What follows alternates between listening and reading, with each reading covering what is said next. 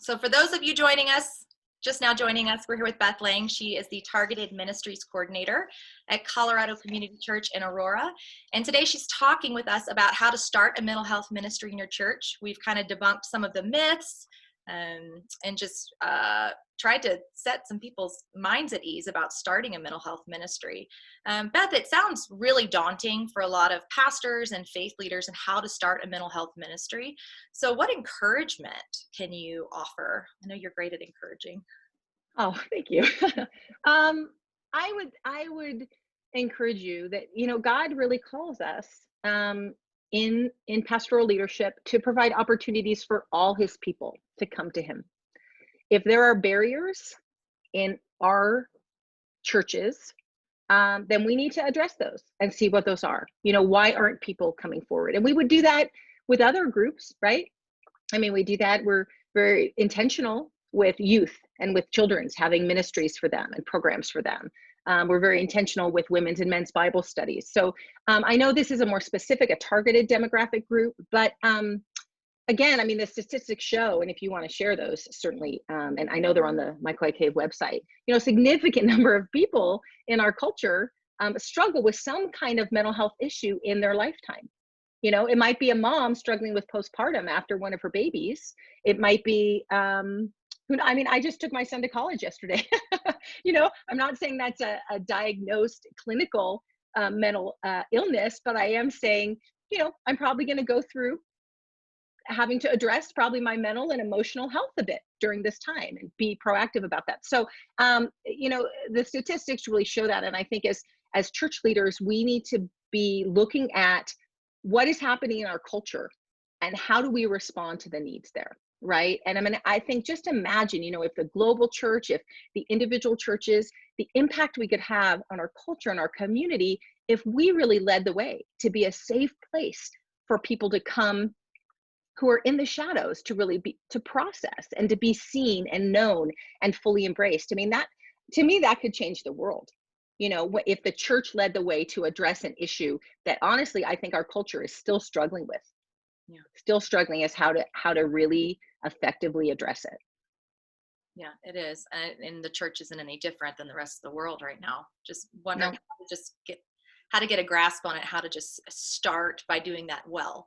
And I think Colorado Community Church has done just an amazing job with their mental health ministry and the special needs.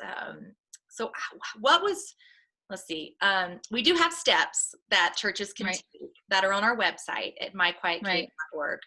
But can you tell us just what's that practical first step or two? Say a faith leader is listening right now, or a pastor is like, yes, I want to do that. I want to have a support group or just help people at my church know that they are seen and heard and valued, and make this for them. What are some practical first steps that they can take? Well, I think first of all, you need to make sure that you have support from leadership. So if the support doesn't come from the top, and by support, I mean that people are on the same page as to how the church is going to address mental health biblically. Unfortunately, there are a lot of people who have left church or who have church hopped, who struggle with mental health because they've been shamed. They've been told that they don't pray enough. They've been told that it's 100% spiritual. And I know everybody has different perspectives on that. I think our perspective as a church is that there's definitely a spiritual element in mental health, and I don't deny that. And that requires some spiritual support. However, in most of the interactions we've had, it is not 100%. If it's someone with a mental illness, there might be actually a chemical imbalance in the brain, right? It might be just partially spiritual, and the rest might be, other issues. I mean, I think I read a statistic the other day that the majority of mental health issues, a good number, or Kimberly, you told me, to stem from trauma, right? Some traumatic event. Which can change brain chemistry. Right, exactly. I always say mental illness is illness. That's how you look at that. There's definitely illness, a biological element to that. Exactly. And so I think making sure everyone's on the same page, that the senior pastors, that you have a conversation, your pastoral leadership, about how do we see mental health? How are we going to communicate it in a consistent way? Right. So that we're dating and being on the same page with how they not, view mental illness and how we go about treating it. Is that what you're Yeah. saying? Education? Yeah, I agree. Yeah, education. That's a good way to put it. I think the message needs to get out to the entire congregation then as to how the church sees it.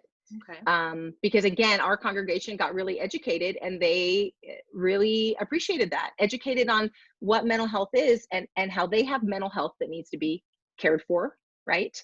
But that there's other people who have maybe diagnosed illnesses that are related, that are mentally caused, and that's how is that different than a heart disease or diabetes or any kind of illness, right? Like a physical illness. So helping, I think, the congregation understand, because you don't want to create something and have people come. I mean, I'm not saying you can force how everyone sees things, but I think it's Right. important that the education piece happens for the leadership and for the congregation.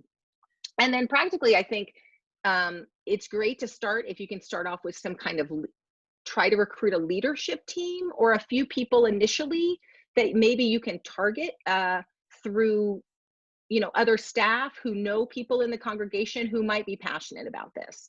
Try to start with that and kind of get their input and their investment up front, in the beginning, so they feel really heard, and they can help craft the ministry. But in addition, if the ministry is lay led, you really need a staff person who's going to be that champion and that voice for the staff if the ministry is lay led. For example, I mean, for us, the ministry is lay led. I'm the staff person that provides logistics and coordination. I'm the person who says, don't forget about mental health. Don't forget about mental health, whenever we're planning something, if it's an outreach or working with our Celebrate Recovery program, we work closely with them, with our More Life Community Center, for really targeting people in the community. You need somebody on staff who's going to be that voice and that champion, because otherwise those lay leaders feel frustrated because they don't feel supported. Right. And I've heard before, the saying is anything that's important in a church has a name to it and somebody in charge. So yes, exactly. And put somebody in charge. Yep. Yeah. So just to kind of wrap it up, the first few practical steps are really education, educate your staff, do any kind of trainings if necessary, make sure everybody's on the right page about how you're going to talk about mental health, and then creating a team or a person that's in charge to go forward and do awesome things, and then go on myquietcave.org to get the information that you need. We have other information as well and other programs, not just ours, but we do have some awesome small group curricula and things that can get people started, especially if things daunting. So Beth, and go ahead. Kimberly, I was going to say, and as you know, I'm always available to be a resource. I mean, if a church wants to talk with me or meet with me, to just brainstorm, and we're glad to share any forms, anything we have and if you want to replicate those and make those your own, we're totally available for that. Great. I'll do that. I'll put your information up because I think I lost you. I lost your audio a little bit. Did you lose me? I think your little thingies died. Oh, I can see you fine. It was just your audio changed. I thought maybe your earbuds quit working or something. Oh, there I am. There you are. Sorry. That's okay. I don't know what happened. We're going to put your information up, or I can do that. Or if you want to just contact me, Kimberly at myquietcave.org, and then I can connect you with Beth if you'd like to do that. She's full of awesome information. They know what to do. They've been down that path. Any other just kind of final advice or something that maybe that I haven't asked you think is important right now? I would say two things. I would say number one, really trust your leaders, right? As you recruit them, if you've really done your due diligence and been thoughtful about, recruiting them, screening them, training them, when you get to that point, I think God will really release them fully into this ministry, and they will just run with it, like any other ministry. So I would say definitely release them into it is really important. The next thing I would say is, just pray.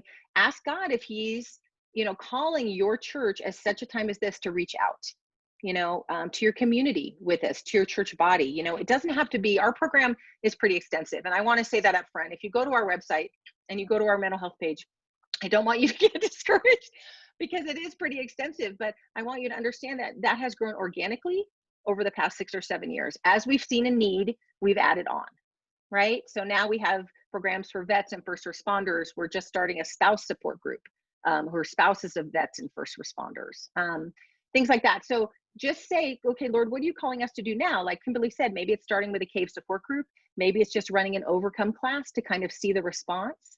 But just trust that God he's gonna bring who he's gonna bring and equip them through you if you feel confirmed, like anything else, that this is what he's doing.